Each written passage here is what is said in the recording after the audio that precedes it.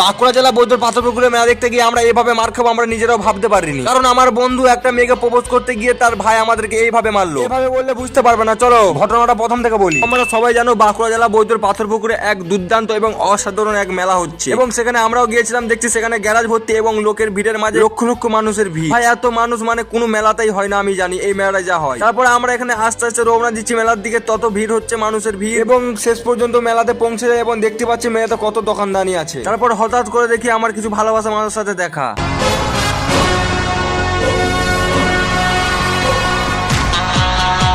অনেকেরই সাথে দেখা হয়েছিল এবং ভিডিওর মাধ্যমে সেগুলো সব তুলতে পারলাম না কারণ ভ্লগটা অনেক লং হয়ে যাবে। তারপর আমরা এখানে দেখতে পাচ্ছ এখানে সব ছোট থেকে বড় থেকে মেজর থেকে সবাই এনজয় করছে। এখানে তো ভাই বাচ্চাদেরই বেশি এনজয়, আমাদের কিছুই নাই। হ্যাঁ ঠাকুমা, কারণ আমরা এখনো সিঙ্গেল থেকে মিঙ্গেল হতে পারলাম না।